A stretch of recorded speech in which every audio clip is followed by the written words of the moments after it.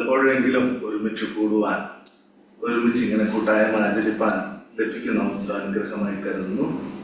സമയപരിമിതി മൂലം ഒരുപാട് വിസ്തീർണത്തിലേക്ക് പോകാതെ ഞാനൊരു വേദഭാഗം വായിച്ച് നമുക്ക് ചിന്തയിലേക്ക് കിടക്കാമെന്നാണ് ആഗ്രഹിക്കുന്നത്. കഴിഞ്ഞ പ്രാവശ്യം ഞാൻ വന്നപ്പോഴ ഷെയർ ചെയ്തൊരു വാക്യം ഇന്ന് ആരാധനയോടുള്ള ബന്ധത്തിൽ സാറും വായിച്ച് കേൾക്കാനായിട്ടിടയായി. ഞാൻ എൻ്റെ കുടുംബവുമോ ഞങ്ങൾ യഹോവയെ സേവിക്കും. യോശുവയുടെ പുസ്തകം 3-ാം അധ്യായത്തിൽ നിന്ന് ഒരു വേദഭാഗം നമുക്ക് വേഗത്തിൽ നിന്ന് വായിക്കാം.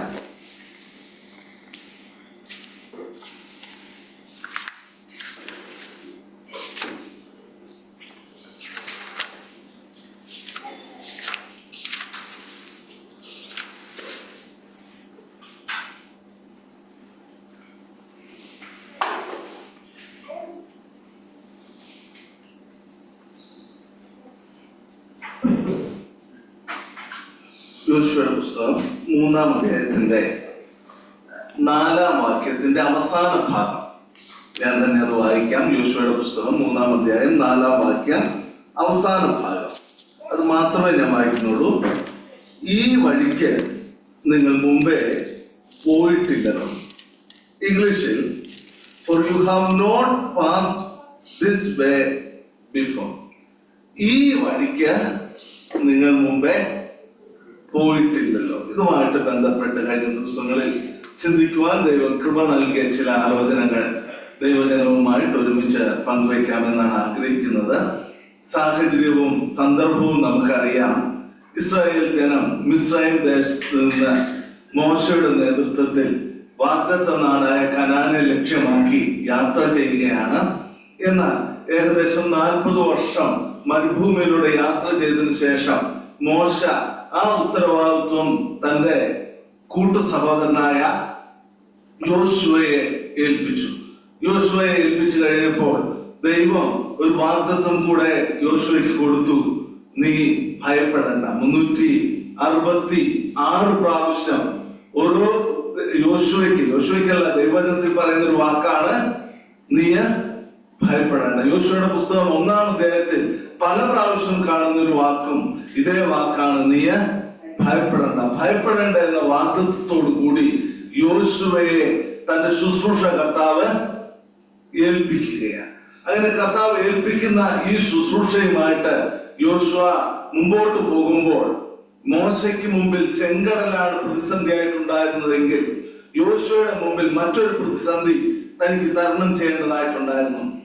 ആ പ്രതിസന്ധി എന്താണെന്ന് ചോദിച്ചാൽ നമുക്കൊക്കെ അറിയാം. ഏതാ?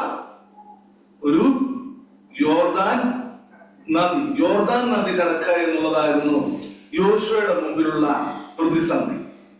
അങ്ങനെ ആ യോർദാൻ നദിയുടെ അടുക്കിലേക്ക് കടന്നു വരുമ്പോൾ ദൈവം യോശുവയോട് പറഞ്ഞ ചില വാക്കുകളാണ് നമ്മളിവിടെ വായിച്ച് കേട്ടത്. ഒരുപക്ഷെ ഇതിന്റെ തുടക്കം മുതൽ ചില വാക്കുകൾ വായിക്കുമ്പോൾ വളരെ വ്യക്തമായി നമുക്കറിയാം. എന്നാൽ ഞാൻ ഒരുപാട് വാക്യങ്ങൾ വായിക്കാത്ത എന്താണെന്ന് വെച്ചാൽ പല പ്രാവശ്യമായിട്ട് നമ്മൾ യോശുവയെ കുറിച്ചും ഈ ചരിത്രമൊക്കെ നമുക്ക് മിക്കവാറും എല്ലാവർക്കും അറിയാവുന്ന കാര്യം. അതുകൊണ്ടാണ് ഞാൻ കൂടുതലായിട്ട് വിശദീകരിക്കാതെ ഈ വാക്യത്തിന്റെ ഈ ഭാഗം മാത്രം എടുത്ത് ചിന്തിക്കാമെന്ന് ആഗ്രഹിച്ചത്. അപ്പോൾ നമ്മൾ വായിച്ച വേദഭാഗത്തേക്ക് നമുക്ക് ഒന്ന് മടങ്ങി വരാം. ഒരു വഴിയെ കുറിച്ച് കർത്താവ് പറയുകയാണ്, അല്ലെ? പറഞ്ഞിരിക്കുന്നത് ഇങ്ങനെയാണ്, ഈ വഴിക്ക് നിങ്ങൾ മുമ്പേ പോയിട്ടില്ലല്ലോ. ഒരു പക്ഷെ ഈ വേദഭാഗം ഈ സാഹചര്യം മനസ്സിലാക്കി നമ്മൾ വായിക്കുമ്പോൾ നമ്മൾ തന്നെ അറിയാതെ ചിരിച്ചു പോകും. കാരണം എന്തെന്ന് വെച്ചാൽ മിസ്രൈമിൽ നിന്ന് പുറപ്പെട്ട് കർത്താവ് കൂട്ടിക്കൊണ്ടുവന്ന വ്യക്തികളാ ഈ പറയുന്ന ഇസ്രായേൽ ജനം. ഏകദേശം 6 ലക്ഷം ആളുകൾ. 6 ലക്ഷം ആളുകൾ മിസ്രൈമിൽ നിന്ന് അവർക്ക് ഇതുവരെയും പരിചയമില്ലാത്ത ഒരു വഴിയിലൂടെ, അതും മരുഭൂമിയിലൂടെ പോകുമ്പോൾ മുമ്പിലേക്ക് ഒരു വഴി നോക്കിയിട്ട് കർത്താവ് ചോദിക്കുക, ഈ വഴിക്ക് എവിടെ പോകാനാ? കർത്താവിനറിയാം ഇതുവരെ ഈ അവിടെ നിന്ന് മിസ്രൈമിൽ നിന്ന് കർത്താവ് നയിച്ച വഴിയല്ലാതെ അതിനപ്പുറത്തേക്ക് ഇവരെന്ത് ചെയ്തിട്ടില്ല, ഒരിടത്തും പോയിട്ടില്ല. അങ്ങനെയുള്ള ആളുകളോടാണ് പറയുന്നത്, ഈ വഴിക്ക് നിങ്ങൾ മുമ്പേ പോയിട്ടില്ലല്ലോ. ഞാൻ പറയാൻ വന്നത്, പലപ്പോഴും അതിശയത്തിന്റെ വഴിയായിരിക്കും, പലപ്പോഴും നമുക്ക് അറിയാത്ത വഴിയായിരിക്കും, നമ്മൾ ചിന്തിക്കാത്ത വഴിയിലൂടെ ആയിരിക്കും ദൈവം നമ്മളെ നടത്താൻ പോകുന്നത്. അപ്പൊ അങ്ങനെയാണെങ്കിൽ ഈ വഴിക്ക് നിങ്ങൾ മുമ്പേ പോയിട്ടില്ലല്ലോ എന്നുള്ള ഈ വാക്ക് കേൾക്കുമ്പോൾ ഒരു ആ കൂട്ടത്തിൽ നിൽക്കുന്ന ഒരാളായിട്ട് നമുക്ക് അവിടെ ഒന്ന് നിന്ന് നോക്കാം. എവിടെയാ? യോർദാന്റെ അങ്ങേ കരയിൽ നിന്നുകൊണ്ട് നമുക്കും കർത്താവ് പറഞ്ഞ ഈ വാക്കൊന്ന് കർത്താവിനോട് തന്നെ ചോദിക്കാം. അല്ലയോ കർത്താവേ, ഏത് വഴിക്കാ അങ്ങ് പറയുന്ന ഞങ്ങൾ മുമ്പേ പോയിട്ടില്ല? മുമ്പിൽ നോക്കുമ്പോൾ എന്താ ഉള്ളത്? ഒരു വഴി പോലും കാണാനില്ല. പകരം കാണുന്ന എന്താന്ന് വെച്ചാൽ കര കവിഞ്ഞൊഴുകുന്ന യോർദാൻ നദി മാത്രമേ മുമ്പിൽ ഇവർക്ക് കാണാനായിട്ട് സാധിക്കുന്നുള്ളൂ. അതിലൊരു വഴിയുണ്ടോ? അതിലെ ഒരു വഴി പോലും ഇതുവരെയും ആരും നടന്ന വഴിയില്ല. എനിക്കറിയത്തില്ല എങ്ങനെയായിരിക്കും ആ യോർദാന്റെ ആ കരയിൽ നിന്ന് മറുകരയിലേക്ക് മനുഷ്യർ കടന്നു പോയതെന്ന് അറിയത്തില്ല. ഒരുപക്ഷെ നീന്തി പോയിട്ടുണ്ടാകാമോ, അല്ലെങ്കിൽ മറ്റൊരു വള്ളമോ പടകോ ചെങ്ങാടമോ എന്തെങ്കിലും ഉപയോഗിച്ചായിരിക്കുമോ ഈ യോർദാന്റെ മറുകരയിൽ നിന്ന് ഇങ്ങേ കരയിലേക്ക് മനുഷ്യർ പോയിട്ടുള്ളതെന്ന് നമുക്കറിയത്തില്ല. പക്ഷെ ഒരു കാര്യം ഉറപ്പാ, അവിടെ എന്തില്ല? അവിടെ വഴിയില്ല. വഴിയില്ലാത്ത ഒരു സ്ഥലത്ത് നിർത്തിയിട്ട് മുമ്പിലേക്ക് നോക്കിയിട്ട് കർത്താവ് പറയുക, ഈ വഴിക്ക് നിങ്ങൾ മുമ്പേ പോയിട്ടില്ലല്ലോ. നമ്മളൊക്കെ ഇപ്പം യാത്ര ചെയ്യുന്നൊക്കെ GPS ഒക്കെ വെച്ചിട്ടാ. അപ്പം രാഹുൽ ബ്രദറിനോടൊക്കെ എവിടെയെങ്കിലും പോണെന്ന് പറയുകയാണെങ്കിൽ രാഹുൽ ബ്രദർ ആദ്യം എന്ത് ചെയ്യുന്ന വെച്ചാൽ GPS അങ്ങ് ഓണാക്കും. പിന്നെ ആ പുള്ളിക്കാരി പറഞ്ഞോളും എങ്ങോട്ട് തിരിയണം, എന്ത് ചെയ്യണം എന്നൊക്കെ. ഇവിടെ മുമ്പിലില്ലാത്ത വഴി നോക്കിയിട്ടാ കർത്താവ് പറഞ്ഞ, ഈ വഴിക്ക് നിങ്ങള് മുമ്പേ പോയിട്ടില്ലല്ലോ. ഇനി GPS ഒന്നും ഇല്ലാത്ത സമയത്ത് എങ്ങനെയായിരുന്നു പോയിക്കൊണ്ടിരുന്നേ? ചോദിച്ചു പോകാന്ന് പറയും. അപ്പൊ ആരോടെങ്കിലും നമ്മളങ്ങ് ചോദിക്കും. ഇവിടെ വഴി ചോദിക്കുന്ന ആരോടാ? ഒരു മനുഷ്യനോട് ചോദിക്കാനില്ല. ഇതിലെ വഴിയുണ്ടോ എന്ന് ചോദിച്ചാൽ വഴിയില്ല. ഇനി വേറൊരു രസം എന്താണെന്ന് വെച്ചാൽ, നിങ്ങൾ മുമ്പേ പോയിട്ടില്ലെന്നേ ഇവിടെ എഴുതിയിട്ടുള്ളൂ. പക്ഷെ ഇത്തിരി കൂടി നമ്മൾ ചിന്തിച്ചാൽ ഈ വഴിയിൽ ഒരു മനുഷ്യനും പോയിട്ടില്ല. ഒരു മനുഷ്യനും കടന്നു പോകാത്ത വഴി മുമ്പിൽ വെച്ചോണ്ടാ കർത്താവ് പറയുന്നേ, ഈ വഴിക്ക് നിങ്ങൾ മുമ്പേ പോയിട്ടില്ല. ഓക്കെ, അങ്ങനെയാണെങ്കിൽ നമുക്ക് ഒരു മനുഷ്യനും പോകാത്ത വഴിക്ക് എന്ത് പേര് വിളിക്കാം?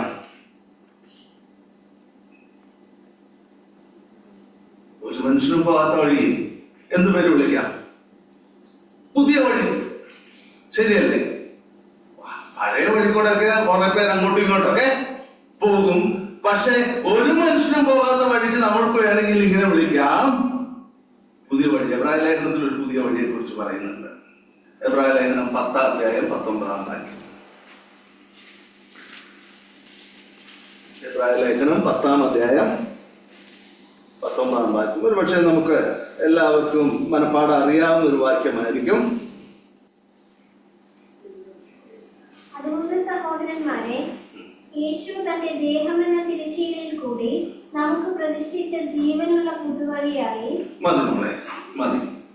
ഇവിടെ ഒരു പുതുവഴിയെ കുറിച്ച്, ദൈവമക്കൾ യാത്ര ചെയ്യുന്ന ഒരു പുതുവഴിയെ കുറിച്ച് ദൈവവചനം വ്യക്തമായിട്ട് ഇവിടെ എഴുതിയിട്ടുണ്ട്. ഏത് വഴിയാ? കർത്താവിനോട് ചോദിച്ചാൽ ഏത് വഴിയാന്ന് ചോദിച്ചാൽ കർത്താവ് പറയും, എന്റെ ദേഹം എന്ന തിരശ്ശീലയിലൂടെ നമുക്ക് പ്രതിഷ്ഠിച്ച, ദൈവമക്കൾക്ക് പ്രതിഷ്ഠിച്ച ജീവനുള്ള പുതുവഴി. ജീവനുള്ള പുതുവഴിയിലൂടെയാ ദൈവമക്കള് എങ്ങോട്ടാ യാത്ര ചെയ്യുന്നേ? വാഗ്ദത്ത നാട് നോക്കി. ശരി, അപ്പോൾ ഈ വഴിയെ കുറിച്ച് നമ്മുടെ മനസ്സിലേക്ക് ഞാൻ ഒരു ചെറിയ ചിന്ത ഇട്ടു എന്നേ ഉള്ളൂ. ഏത് വഴിയാ? പുതിയ വഴി. ഇനി മറ്റൊരു കാര്യം നമുക്ക് ചിന്തിക്കാം. ഈ വഴി ഏത് വഴിയാണെന്ന് ചോദിച്ചാൽ ഒരു കാര്യം കൂടി നോക്കാം. ഇപ്പൊ നമ്മൾ വായിച്ച വേദഭാഗത്തിന്റെ തൊട്ട് മുമ്പിലുള്ള വാക്യം നോക്കിക്കേ. തൊട്ട് മുമ്പിലുള്ള വാക്യമല്ല, അതേ വാക്യം തന്നെ, 4-ാം വാക്യത്തിന്റെ ഞാൻ ഇത്തിരി കൂടി വായിക്കുകയാണ്. 3 തുടങ്ങിയുള്ള വാക്യം ഞാൻ നിങ്ങളൊന്ന് വായിച്ചു കേൾപ്പിക്കുക. നിങ്ങളുടെ ദൈവമായ യഹോവയുടെ നിയമപ്പെട്ടകത്തെയും അതിനെ ചുമക്കുന്ന ലേവ്യരായ പുരോഹിതന്മാരെയും നിങ്ങൾ കാണുമ്പോൾ നിങ്ങളുടെ സ്ഥലം വിട്ട് പുറപ്പെട്ട് അതിന്റെ പിന്നാലെ ചെല്ലണം. എന്നാൽ നിങ്ങൾക്കും അതിനുമിടയിൽ 2000 മുഴം അകലമുണ്ടായിരിക്കണം, അതിനോട് അടുക്കരുത്. അങ്ങനെ നിങ്ങൾ പോകേണ്ടുന്ന വഴി അറിയും. അപ്പോൾ ഈ വഴിക്ക് ഒരു പ്രത്യേകത കൂടിയുണ്ട്. എന്ത് പ്രത്യേകതയാണ്? നിങ്ങൾ പോകേണ്ടുന്ന വഴി. അപ്പൊ ഞാൻ ആദ്യം പറഞ്ഞു ഈ വഴി ഏതാ? പുതിയ വഴിയാ, ഇതുവരെ ആരും സഞ്ചരിക്കാത്ത വഴി. രണ്ടാമത് പറയുക, ഇത് നിങ്ങൾ പോകേണ്ടുന്ന വഴിയാ. പോകേണ്ടുന്ന വഴി എന്ന് പറഞ്ഞാൽ എന്താ അതിന്റെ അർത്ഥം? അപ്പൊ ഒന്ന് പുതുവഴി എന്ന് പറഞ്ഞാൽ ഇറ്റ്സ് എ ന്യൂ വേ. ഇനി പോകേണ്ടുന്ന വഴി എന്ന് പറഞ്ഞാലോ, എന്റെ കർത്താവേ, ഞാൻ ഈ വഴിക്കൊന്നുമില്ല, ഞാൻ വേറെ വല്ലോ കുറുക്ക് വഴി കൊണ്ടുപിടിക്കാം, അല്ലെങ്കിൽ ഞാൻ വേറെ വല്ലോ വളഞ്ഞ വഴിക്കോടെ പൊക്കോളാന്ന് പറഞ്ഞാൽ കർത്താവ് പറയും, പറ്റത്തില്ലടാ മോനെ, നീ പോണ്ട വഴി ഇത് തന്നെയാ. ഞാൻ നിന്റെ മേൽ ദൃഷ്ടി വെച്ച് നിനക്ക് ആലോചന പറഞ്ഞു തരും. വഴി ഇതാകുന്നു, ഇതിലെ നടന്നുകൊണ്ട് എന്ന് ഞാൻ നിന്നോട് പറയും. ഈ വഴി മാത്രമേ ദൈവമക്കൾ എന്ത് ചെയ്യാവുള്ളൂ? ഇതിലെ കയറി നടന്നിട്ട് വാഗ്ദത്ത നാട്ടിലെത്തുന്ന പറഞ്ഞാൽ സഹോദരന്മാരെ, നമ്മൾ അവിടെ എത്തത്തില്ല. മുമ്പേ നടക്കുന്ന കർത്താവ് കാണിച്ചു തരുന്ന ക്രിസ്തു എന്ന നമ്മുടെ കർത്താവ് തന്റെ ദേഹം എന്ന തിരശ്ശീലയിലൂടെ പ്രതിഷ്ഠിച്ച ജീവനുള്ള പുതുവഴിയിലൂടെ സഞ്ചരിക്കാതെ ഒരു വ്യക്തിയും വാഗ്ദത്ത നാട്ടിലേക്ക് എത്തത്തില്ല. അപ്പം ഒന്ന്, ഇതൊരു പുതിയ വഴിയാണ്. 2, ഇത് നമ്മൾ പോകേണ്ട ദൈവമക്കളാണോ അവരെല്ലാവരും പോകേണ്ട വഴി. It's a compulsory way. New way, it's a compulsory വേ.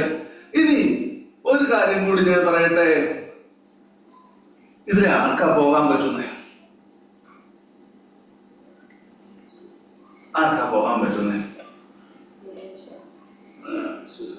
5-ാം വാക്യം നോക്കിയേ. പിന്നെ യോശുവ ജനത്തോട് നിങ്ങളെ തന്നെ ശുദ്ധീകരിക്കും. അപ്പൊ ആർക്കേ പോകാൻ പറ്റത്തുള്ളൂ ഈ വഴിയിലൂടെ? ദൈവമക്കളെ ജീവിതത്തിൽ ക്രമീകരണം വരുത്തി വിശുദ്ധിയോടെ ദൈവസ്ഥാനത്തിൽ ദൈവവചനം നമ്മൾ വായിച്ച ഞാൻ എന്റെ കുടുംബമോ ഞങ്ങളെ യഹോവയെ സേവിക്കും. എന്നാൽ മറ്റൊരു വാക്യം ഇപ്രകാരമുണ്ട്, ഭയത്തോടെ മുഖപക്ഷം കൂടാതെ ഓരോരുത്തരെയും വിധിക്കുന്ന ആ കർത്താവിനെയാണ് നമ്മൾ പിതാവേ എന്ന് വിളിക്കുന്നതെങ്കിൽ, പിതാവ് വിശുദ്ധനായിരിക്കുന്ന പോലെ, അവൻ വിശുദ്ധനായിരിക്കുന്നത് പോലെ ശുദ്ധിയൊന്നും കൂടാതെ ദൈവത്തെ കാണാൻ സാധിക്കില്ല. ദൈവജനമേ, ഈ വഴിയിലൂടെ പോകുമ്പോൾ നമ്മുടെ കാലുകൾ ശുദ്ധമായിരിക്കണം. ഈ വഴിയിലൂടെ പോകുമ്പോൾ നമ്മുടെ ജീവിതം ശുദ്ധമായിരിക്കണം. ഈ വഴിയിലൂടെ പോകുമ്പോൾ നമ്മുടെ കുടുംബജീവിതം, നമ്മുടെ കൂട്ടായ്മ എല്ലാം എങ്ങനെയുള്ളതായിരിക്കണം? ശുദ്ധിയുള്ളതായിരിക്കണം. അപ്പൊ ഞാനിപ്പം മൂന്നാമത്തെ ഒരു കാര്യം പറഞ്ഞു. ഒന്ന്, പുതിയ വഴിയിലൂടെയാണ് നമ്മൾ പോകുന്നത്. 2, ഏതാ? പോകേണ്ട വഴി, ഇറ്റ്സ് എ കമ്പൽസറി വേ. 3, ഇതിലെ പോകണമെങ്കിൽ നമ്മുടെ കാലുകൾ ശുദ്ധമായി. അത് അതിനകത്ത് ഏറ്റവും അവസാന വാക്യത്തിൽ എഴുതി വെച്ചിട്ടുണ്ട്. 4-ാം അധ്യായത്തിലാണെന്ന് തോന്നുന്നു. 4-ാം അധ്യായത്തിന്റെ നീ പോകുന്ന സ്ഥലം വിശുദ്ധമാകിയാൽ നിന്റെ കാലിലെ ചെരുപ്പ് അഴിച്ചു കളയണമെന്ന് എഴുതിയിട്ടുണ്ട്. ഞാൻ ആ വേദഭാഗത്തേക്ക് പോകുന്നില്ല. അപ്പം ശുദ്ധമായ ഒരു വഴിയായിരുന്നു. ഇനി ഒറ്റയ്ക്കാണോ പോകുന്നേ? ഈ വഴി യോശുവേ, നീ മാത്രം ഈ വഴി കൂടെ പോയാൽ മതി എന്നാണ് പറഞ്ഞത്. അല്ല, ഒരുപാട് പേരുടെ കൂട്ടായ്മയുടെ യാത്ര. ആരൊക്കെയുണ്ട്? മുമ്പിൽ ആരുണ്ട്? മുമ്പിൽ കർത്താവുണ്ട്. കൂടെ ആരൊക്കെയുണ്ട്? എല്ലാവരും ഉണ്ട്. ഏകദേശം 6 ലക്ഷത്തോളം ആളുകളാ ഈ വഴിയിലൂടെ, ഇതുവരെ കാണാത്ത വഴിയിലൂടെ പോകുന്നത്. അതിനകത്ത് പുരോഹിതന്മാരുണ്ട്. പുരോഹിതന്മാരുടെ ചുമലിൽ എന്തുണ്ട്? വേദനപ്പെട്ടവരുണ്ട്. പിന്നെ ആരുണ്ട്? ഒരു 12 പേരെ ഒരുക്കി നിർത്തിയിട്ടുണ്ട്. ആ 12 പേർക്ക് ഒരു ഉത്തരവാദിത്വം കൊടുത്തിട്ടുണ്ട്. അത് പിന്നീട് നമ്മൾ വായിക്കുമ്പോൾ മനസ്സിലാക്കും. പിന്നെ ആരുണ്ട്? ഇസ്രായേൽ പല പല പ്രായത്തിലുള്ളവര്, അവരൊക്കെ എല്ലാം. ഇതൊരു കൂട്ടായ്മയുടെ യാത്ര. എന്താ ഈ കൂട്ടായ്മയുടെ യാത്രയുടെ പ്രത്യേകത? അപ്പോഴ് ഞാൻ പറഞ്ഞു, പുതിയ വഴിയാണ്, നമ്മൾ പോകേണ്ട വഴിയാണ്, വിശുദ്ധിയോടെ പോകേണ്ട വഴിയാണ്. എല്ലാവരും കൂട്ടായ്മയോടുകൂടി പോകേണ്ട വഴിയാണ്. ദൈവജനമേ, ഈ വിശുദ്ധ യാത്രയിൽ, ഈ യാത്രയിൽ, സ്വർഗീയ സിയോനിലേക്കുള്ള യാത്രയിൽ നമ്മൾ ആരും ഒറ്റയ്ക്കല്ല, നമ്മൾ കൂട്ടായ്മയാണ്. ഞാനും എന്റെ ദൈവവും മാത്രമെന്ന് ചിന്തിക്കാനായിട്ട് പാടില്ല. നമ്മളെല്ലാവരും ചേർന്നുള്ള ഒരു യാത്ര. അതിനൊരു ഉദ്ദേശമുണ്ട്. അത് നമ്മൾ പിന്നീട് വേഗം ചിന്തിക്കും. അപ്പൊ ഞാൻ ഇത്രയും പറഞ്ഞുകൊണ്ട് ആ വഴിയെക്കുറിച്ച്, ഏത് വഴിയാണുള്ളത് ചിന്തയൊന്ന് നിർത്തുകയാണ്. ഇനി എങ്ങോട്ടുള്ള വഴിയാ? നമ്മൾ ആദ്യം പറഞ്ഞു, വാഗ്ദത്ത നാട്ടിലേക്കുള്ള വഴിയാ. ഇത്തിരി കൂടെ ചിന്തിച്ചാൽ എങ്ങോട്ടേക്കുള്ള വഴിയാ? ഈ യോർദാൻ കടന്ന് അപ്പുറം ചെല്ലുമ്പോൾ ഒരു സ്ഥലത്ത് കാലുകുത്തും. ആ സ്ഥലത്തിന്റെ പേരെന്താണെന്ന് അറിയാമോ? അടുത്ത വാക്യങ്ങൾ നമ്മൾ വായിക്കുമ്പോൾ എഴുതിയിട്ടുണ്ടേ. ഗിൽഗാൽ അല്ലേ? ഗിൽഗാലിലേക്കാണ്. ഈ യോർദാൻ കടന്നാൽ കാലുകുത്താൻ പോകുന്ന സ്ഥലം ഗിൽഗാൽ. ഗിൽഗാൽ എന്ന വാക്കിനൊരു അർത്ഥമുണ്ട്. ഗിൽഗാൽ എന്നുള്ള വാക്കിന്റെ അർത്ഥം എന്താണെന്ന് അറിയാമോ? നിന്ന ഉരുട്ടിക്കളഞ്ഞ്, ഇല്ലേ? നീക്കിക്കളഞ്ഞ, ഉരുട്ടിക്കളഞ്ഞ സ്ഥലത്തെ വിളിക്കുന്ന പേരാണ് ഗിൽഗാൽ. ഓക്കെ, നിന്ന് ഉരുട്ടിക്കളയുക എന്ന് പറഞ്ഞാൽ എന്താ? നിന്ന് ഉരുട്ടിക്കളയുക എന്ന് പറഞ്ഞാൽ പിന്നീട് ഒരു വാക്യത്തിൽ എഴുതിയിട്ടുണ്ട്. ഇതിൽ തന്നെയാണെന്ന് തോന്നുന്നത്. മിസ്രൈമിലെ നിന്ന 5:9 അല്ലേ? 9-ാം വാക്യം. യഹോവ യോശുവയോട്, ഇന്ന് ഞാൻ മിസ്രൈമിന്റെ നിന്ന നിങ്ങളിൽ നിന്ന് ഉരുട്ടിക്കളഞ്ഞിരിക്കുന്നെന്ന് അരുളി ചെയ്തു. അതുകൊണ്ട് ആ സ്ഥലത്തിന് ഇന്ന് വരെ ഗിൽഗാൽ എന്ന പേര് പറയുന്നു. എന്താ മിസ്രൈമിൽ നിന്ന് ഉരുട്ടിക്കളഞ്ഞെന്ന് പറഞ്ഞാൽ അതിന്റെ അർത്ഥം? മിസ്രൈമിൽ നിന്ന് ഉരുട്ടിക്കളഞ്ഞെന്ന് പറഞ്ഞാൽ അതിന്റെ അർത്ഥം, മിസ്രൈം തുടങ്ങി മരുഭൂമിയിൽ കടന്ന് ഗിൽഗാലിൽ വരെ വരുന്ന സമയത്ത് ഇവരുടെ പേരുകൾ എന്തൊക്കെയായിരിക്കും എന്നറിയാവോ? മിസ്രൈമിൽ വെച്ച് ഇവരുടെ പേരെന്തായിരുന്നു? അടിമ. ഈ മരുഭൂമിയിലൂടെ നടക്കുമ്പോഴുള്ള പേരെന്തായിരിക്കും? പരദേശികൾ, അലഞ്ഞു നടക്കുന്നു. നമ്മുടെയൊക്കെ പേര് നോമാഡ്സ് എന്ന് പറയുന്നത്. അലഞ്ഞു തിരിഞ്ഞ് നടക്കുന്നവര്, അടിമകള്, മറ്റുള്ളവരുടെ മുമ്പിൽ സ്വന്തം എന്ന് പറയാൻ ഒന്നുമില്ലാത്ത ഒരു ജീവിതം. അടിമത്തത്തിന്റെ ആ ഭാരവും പേരിക്കൊണ്ടുള്ള ഒരു ജീവിതം. ലക്ഷ്യത്തിലേക്ക് പരദേശികളായി യാത്ര ചെയ്തുകൊണ്ടിരിക്കുന്ന ജീവിതം. ഒരുപക്ഷെ മിസ്രൈമിന്റെ ആ അടിമത്വത്തിൽ ഇരിക്കുമ്പോൾ അവർക്ക് അതിന്റെ നിന്ന എത്രമാത്രം വലുതാണെന്ന് അവർക്ക് അറിയത്തില്ല.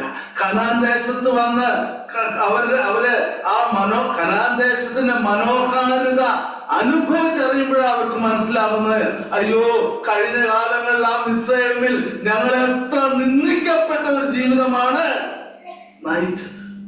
ഫറവോന് വേണ്ടി സംഭാരപ്പുരകളെ ഉണ്ടാക്കിക്കൊണ്ട് അവരുടെ അടിമത്തത്തിന് കീഴിൽ, അവരുടെ ചാട്ടവാറിന്റെ കീഴിൽ അവർ പറയുന്ന കാര്യങ്ങളും ചെയ്തുകൊണ്ട് ജീവിച്ച ആ ജീവിതം എത്ര ദയനീയമായിരുന്നെന്ന് അറിയണമെങ്കിൽ എപ്പോഴാണ് അറിയാൻ പറ്റുന്നറിയാമോ? ഇസ്രായേൽ വിട്ട് വാഗ്ദത്ത നാടിന്റെ ആ മനോഹാരിത ആസ്വദിച്ചപ്പോഴാണ് അറിയാൻ പറ്റും. അതുവരെ അവരുടെ ജീവിതം എങ്ങനെയുള്ളായിരുന്നു? നിന്ദിക്കപ്പെട്ടത്.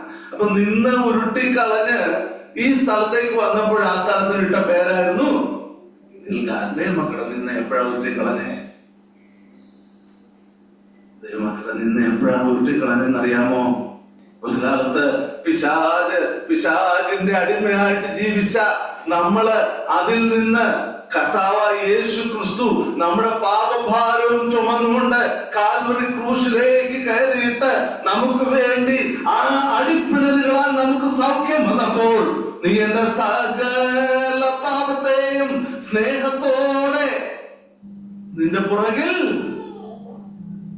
ഇട്ട് കാൽവറി ക്രൂശിൽ എന്റെ കർത്താവ് അനുഭവിച്ച കഠിന യാഗത്തിലൂടെയാ ദൈവമക്കളായ നമ്മുടെ ഓരോരുത്തരുടെയും നിന്ന് നീക്കിക്കളഞ്ഞു. അങ്ങനെയാണെങ്കിൽ ദൈവമക്കളെ സംബന്ധിച്ചുള്ള ഗിൽഗാൽ എവിടെയാ? കാൽവറി ക്രൂശ്. ഇത് ക്രൂശിലേക്കുള്ള യാത്രയാ. ഞാൻ പറയുന്നത് വ്യക്തമാവുന്നുള്ളത് ഞാൻ കരുതുകയാണ്. ഞാൻ പറഞ്ഞു ഏത് വഴിയാണെന്ന് പറഞ്ഞു. എവിടേക്കുള്ള വഴിയാണെന്ന് ചോദിച്ചാൽ ഉത്തരം കാൽവറി ക്രൂശിലേക്കുള്ള വഴിയാണ്. ക്രൂശിന്റെ യാത്രയാണ്, ക്രൂശിന്റെ വഴിയാണ്. അത് നിന്നമാകുന്ന വഴിയാണ്. ഏതിലെയാ വഴി പോകുന്നത്? യോർദാൻ നദിയിലൂടെ. യോർദാൻ നദി കരകവിഞ്ഞൊഴുകുന്ന യോർദാൻ നദിയാ. ആ കാലഘട്ടത്തിലൊക്കെ പറയുന്നത് എങ്ങനെയാന്ന് വെച്ചാല് യോർദാൻ കരകവിഞ്ഞൊഴുകുമ്പോൾ തീർച്ചയായും അഴുക്ക് വെള്ളമായിരിക്കും. അങ്ങനെയുള്ള വെള്ളത്തിൽ കൂടെ പോകുമ്പോൾ ഏകദേശം മണിക്കൂറില് 6-7 കിലോമീറ്റർ സ്പീഡിലായിരിക്കും ഈ നദി ഇങ്ങനെ ഒഴുകിക്കൊണ്ടിരിക്കുന്നത്. മനുഷ്യനെ സംബന്ധിച്ച് സ്വാഭാവികമായിട്ട് അവർക്ക് ആ സമയത്ത് യാത്ര ചെയ്യല് പ്രയാസമായിരിക്കും. അങ്ങനെ കലങ്ങി മറിഞ്ഞ ഈ യോർദാൻ നദി ദൈവമക്കളെ സംബന്ധിച്ച് എന്തിനാ സൂചിപ്പിക്കുന്നത്? നമ്മൾ കടന്നു പോകേണ്ട പ്രതിസന്ധിയാണ്. ഏത് മേഖലയിലും ഒരുപക്ഷെ നമ്മുടെ യാത്ര സുഗമമാണെന്ന് ആർക്കും തോന്നത്തില്ല, നമുക്കും തോന്നത്തില്ല. ഒരു കഷ്ടം കഴിയുമ്പോൾ അടുത്ത കഷ്ടം, ഒരു വേദന കഴിയുമ്പോൾ അടുത്ത വേദന. പല പ്രതിസന്ധികളും ദൈവമക്കളുടെ മുമ്പിൽ തീർച്ചയായിട്ടും ഉണ്ടായിരിക്കും. പക്ഷെ ഈ പ്രശ്നങ്ങള്, ഈ പ്രതിസന്ധികള്, ഈ വെല്ലുവിളികള്, ഈ തടസ്സങ്ങള് ഇത് നമ്മളെ തളർത്തുവാനുള്ളതല്ല, പകരം വളർത്തുവാനുള്ളതാണ്. എന്തിനാണെന്നറിയാമോ ഈ യോർദാൻ നദിയിലൂടെ ദൈവമക്കളെ കർത്താവ് കടത്തിവിട്ടത്? അതിനകത്ത് വളരെ മനോഹരമായ ചില ആലോചനകൾ നമുക്ക് ആ നദിയിലൂടെ കടന്നു പോയതിനോടുള്ള ബന്ധം നമുക്ക് ചിന്തിക്കാനായിട്ട് സാധിക്കും. കാരണം ഞാൻ സമയമില്ലല്ലോ, ഞാൻ ഇങ്ങനെ പറയട്ടെ. ഈ യോർദാന്റെ അടുത്തട്ടിൽ എന്തുണ്ട്? ചില മിനുസമേറിയ കല്ലുകളുണ്ട്. ചില മിനുസമേറിയ കല്ലുകളുണ്ട്. എങ്ങനെയായിരിക്കും ആ കല്ലുകൾ ഉണ്ടായത്? ഈ വെള്ളത്തെ കൂടെ ഒഴുകിയതുകൊണ്ട്. കരയിലിരിക്കുന്ന കല്ല് എപ്പോഴും കൂർത്തുമൂർത്തിരിക്കുമ്പോൾ കരയിലുള്ള കല്ലിന് ഒരു പ്രയാസമില്ലാതെ പണ്ടത്തെ ഷേപ്പിൽ തന്നെ ഇരിക്കുമ്പോൾ യോർദാൻ നദിയിലുള്ള കല്ലുകള് നല്ല ഷേപ്പിൽ നല്ല മിനുസമുള്ള കല്ലുകളായിട്ടിരിക്കും. അപ്പോഴ് യോർദാൻ എന്തിനാണ് ഈ കല്ലുകളോട്, ഈ നദിയിൽ കിടക്കുന്ന കല്ലുകളോട് നിന്റെ ജീവിതത്തിൽ വന്ന ഈ യോർദാൻ എന്തിനാണെന്ന് ചോദിച്ചാൽ നദിയിൽ കിടക്കുന്ന കല്ലുകൾക്ക് പറയാൻ ഒരു വാക്കുണ്ടായിരിക്കും. അവർ പറയും, ഈ നദിയിലെ ഈ വെള്ളപ്പാച്ചില, ഈ നദിയിലൂടെ ഒഴുകിയപ്പോഴുള്ള പ്രതിസന്ധികളാ എന്നെ എന്താക്കിയത്? ഇത്ര മിനുസമുള്ള കല്ലുകളാക്കി എന്നെ മാറ്റിയത്. ഇനി ഈ കല്ലുകൾ കിടക്കേണ്ട സ്ഥലം എവിടെയല്ല,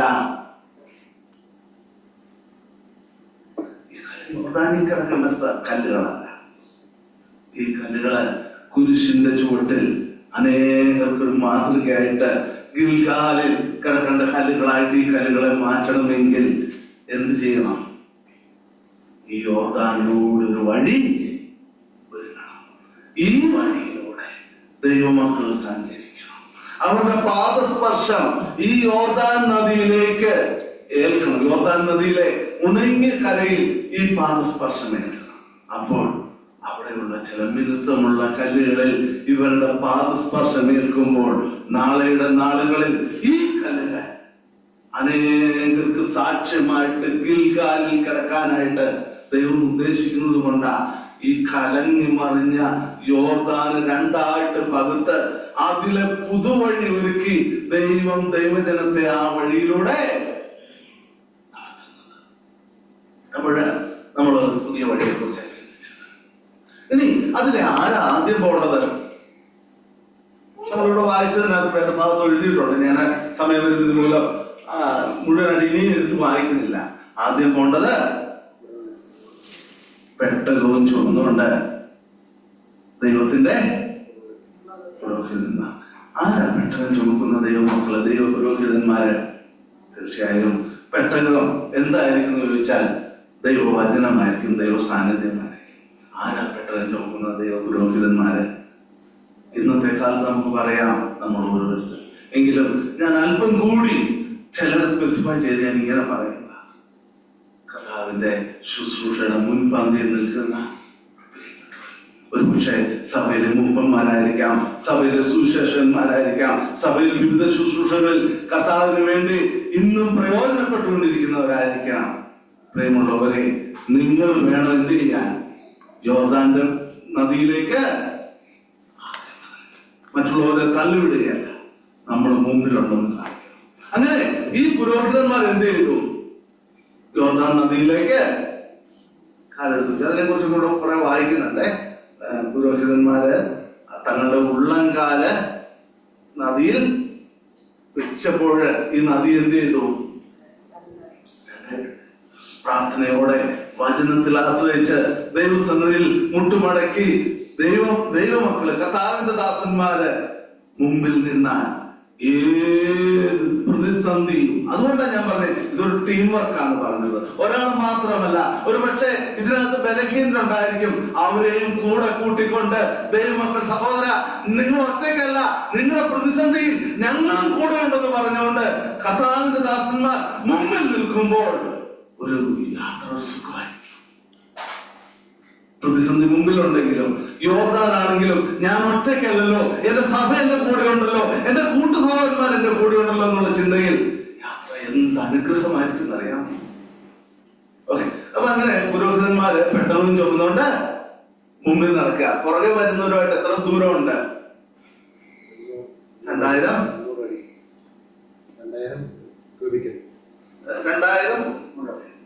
മുഴം, മേ ബി 3000 ഫീറ്റ് അല്ലേ? ഒരു കിലോമീറ്റർ, 1.25 കിലോമീറ്റർ കാണുമായിരിക്കും, എനിക്കറിയില്ല, ഞാൻ ചിന്തിച്ചില്ല. അപ്പൊ ഇത്രയും ഒരു ദൂരം ഉണ്ട്. പക്ഷെ ദേവദാസന്മാര് എന്ത് ചെയ്തു? പ്രാർത്ഥനയോടെ പെട്ടകവുമായി വചനവുമായി മുമ്പിൽ നിൽക്കുകയാണ്. അവർക്ക് അവരുടെ ഡ്യൂട്ടി എന്തായിരുന്നു അറിയാമോ? യോർദാന്റെ നടുവിൽ വന്നപ്പോഴും അവരവിടെ ഈ പെട്ടകവും പിടിച്ചുകൊണ്ട് നിൽക്കണം. അപ്പോൾ ബാക്കിയുള്ളവർ എന്ത് ചെയ്ത് കാണും? അതെല്ലാം കുറഞ്ഞു വന്ന് കാണും, ഇല്ലേ? അതിനുശേഷം എന്ത് ചെയ്ത് കാണും? ഇവരപ്പുറം കാണും. ആര്? കൂടെ വന്ന് ജനം. അപ്പോഴും ഈ പുരോഹിതന്മാർ എന്ത് ചെയ്യുക? ദൈവവചനം പിടിച്ചോണ്ട്, മക്കളെ ഈ വചനം വിട്ട് ഇടത്തോട്ടോ വലത്തോട്ടോ മാറരുതെന്ന് പറഞ്ഞ് വചനവും കയ്യിൽ പിടിച്ചുകൊണ്ട്, ഒരു പക്ഷേ രാവിലെ മുതൽ വൈകുന്നേരമാകുന്ന തന്റെ ജനം ഈ പ്രതിസന്ധിയെ തരണം ചെയ്യുന്നത് വരെ ഈ പ്രിയപ്പെട്ടവരായ യോർദാന്റെ നടുവിൽ നിൽക്കുകയാണ്. അതിനുശേഷം എന്ത് ചെയ്തു? ഇസ്രായേൽ ജനം അക്കരെ കടന്നതോടുകൂടി പ്രതിസന്ധി അല്ലെങ്കിൽ അതോടുകൂടി പരിപാടികളൊന്നും തീർന്നില്ല.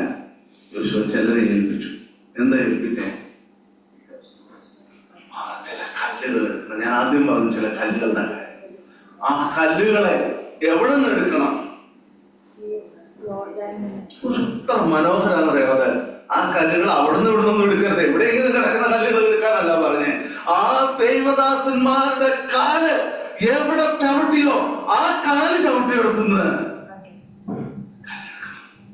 അപ്പൊ ദൈവദാസന്മാര് വെറും പൂഴി മണ്ണിൽ ആ കാല് ചവിട്ടിയെങ്കിൽ അവിടെ കല്ലുണ്ടായിരിക്കുമോ? പകരം അവര് ചവിട്ടി നിന്ന ചില കല്ലുകൾ അത് നാളത്തെ സാക്ഷ്യമായിട്ട് തീരും. നാളത്തെ സാക്ഷ്യമായിട്ട് തീരും. കർത്താവിന്റെ ദാസന്മാരുടെ ശുശ്രൂഷ അനുഗ്രഹത്തിന്റെ ശുശ്രൂഷ. സഭയിൽ ചിലപ്പോഴത് ഭാരമേറിയ ശുശ്രൂഷയായിരിക്കാം. പക്ഷെ അതിന്റെ അനുഗ്രഹം നാളെ അനുഗ്രഹിക്കപ്പെട്ട ചില കല്ലുകളെ കർത്താവിന്റെ കാൽക്കൽ വെക്കാൻ വിശ്വാസത്തോടെയുള്ള കർത്താവിന്റെ ദാസന്മാരുടെ യാത്ര ഉപകാരമായിട്ട് തീരും. ദൈവം നമ്മളെ സഹായിക്കട്ടെ. അപ്പൊ ചില കല്ലുകളെ കർത്താവിന് വേണ്ടി നേടാനാ യോർദാനിലേക്ക് നീ മുമ്പ് ഇറങ്ങാൻ ദൈവദാസന്മാരുണ്ട്.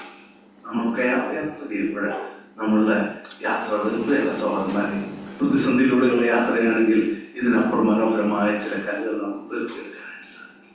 ഉണ്ടെങ്കിൽ നിലത്തോടെ യാത്ര ചെയ്യാൻ ദൈവം നമ്മളെ സഹായിക്കും. ഇനി അങ്ങനെ പോയിട്ട് പുരോഹിതന്മാര് അവര് നിന്നെടുത്തുന്ന കല്ലെടുത്ത് കരയെ കൊണ്ടുവന്ന് വെച്ചു. ഇനി വേറെ കാര്യം കൂടി പറഞ്ഞു യോശുവ. ആ പുരോഹിതന്മാര് നിന്ന് അവരുടെ പാദസ്പർശം ഏറ്റെടുത്ത് എന്ത് ചെയ്യണം? ഓരോ കല്ല് അല്ലേ, അങ്ങനെ എഴുതിയിട്ടില്ലേ? വായിച്ചു നോക്കിയാൽ കാണാൻ പറ്റും.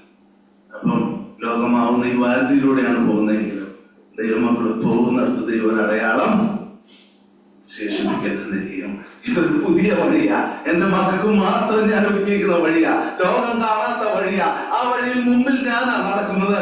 എന്റെ ദൈവം, എന്റെ സഹോദരങ്ങള്, എന്റെ പ്രിയപ്പെട്ടവർ കൂട്ടായ്മയോടെ നടക്കുന്നത്. അവരുടെ ചുമലിൽ ദൈവവചനമുണ്ട്. അവർ പ്രാർത്ഥനയോടെയാ പോകുന്നത്, വിശുദ്ധിയോടെയാ പോകുന്നത്. അവരുടെ അപ്പുറം അനുഗ്രഹത്തിന്റെ ഒരു ദേശം അവർക്ക് വേണ്ടി കാത്തിരിപ്പുണ്ട്.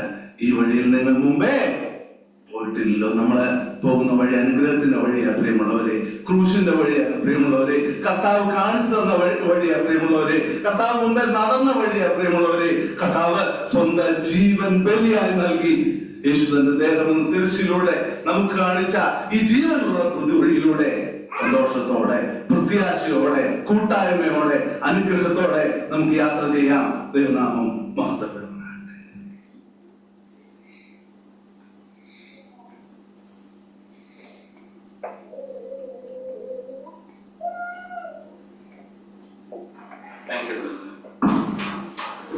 ജീവനുള്ള പൊതുവഴിയെ കുറിച്ച് ഓർപ്പിച്ച സത്യങ്ങൾ വേണ്ടി സ്തുതിക്കാം. നമ്മുടെയുമായ ആ വഴിയല്ലാതെ വേറെ ഒരു ആ വഴിയില്ല. ഏറ്റവും മനോഹരമായ ഒരു വഴി, അത് യേശു കർത്താവ് നമുക്ക് കാണിച്ചു തരുന്ന വഴി. അത് ആ വഴിയിൽ യാത്ര ചെയ്യുന്നത് ഭാഗ്യശാലികളായി മറ്റൊരു നമുക്ക് മനസ്സിലാക്കാൻ സാധിച്ചു. അത് അല്ലാതെ വേറെ വഴി നമ്മൾ തിരഞ്ഞെടുത്താൽ അത് നാശത്തിലേക്ക് പോകുന്ന ഒരു സംശയമില്ല. നമുക്ക് ഇന്നത്തെ കേൾവി നമുക്കത് ഓർമ്മയായിട്ട് ആയിത്തീരട്ടെ. നമുക്ക് ആ കല്ലുകളെ ഓർപ്പിക്കുന്നത് പോലെ തന്നെ നമ്മൾ ഈ വഴികളെ നമുക്ക് എപ്പോഴും നമുക്ക് കർത്താവ് നമുക്ക് ഓർപ്പിക്കാൻ നമ്മുടെ അടയാളങ്ങളും നമ്മുടെ ദൈവവചനവും നമുക്ക് മാതൃകയായി എപ്പോഴും ആയിരിക്കട്ടെ. Thank you brother. നമുക്ക് പ്രാർത്ഥന വിഷയങ്ങൾ കൂടെ പറയാനുള്ള അവസരമുണ്ട്. നമ്മൾ പറഞ്ഞതുപോലെ തന്നെ ഈ ചൊവ്വാഴ്ചയും ബുധനാഴ്ചയും നമ്മൾ 2 ദിവസത്തിന്റെ ഔട്ട്റീച്ച് ക്യാമ്പയിൻ നമുക്ക് താമര സ്ഥലങ്ങളിൽ നമ്മൾ 10-15 വർഷമായിട്ട് ഓൾമോസ്റ്റ് 14 വർഷമായിട്ട് താമര പ്രദേശങ്ങളിൽ നമ്മൾ പോകുന്നുണ്ട്. നമ്മളുടെ രാജമസൂരിയും മാതാവും രഞ്ജിത്തും എല്ലാം താമസിക്കുന്ന വീട്ടിൽ നമ്മൾ അവരായിട്ടുള്ള ബന്ധം 10-12-13 വർഷങ്ങളായിട്ട് നമുക്ക് അവിടെ ബന്ധമുണ്ടല്ലോ.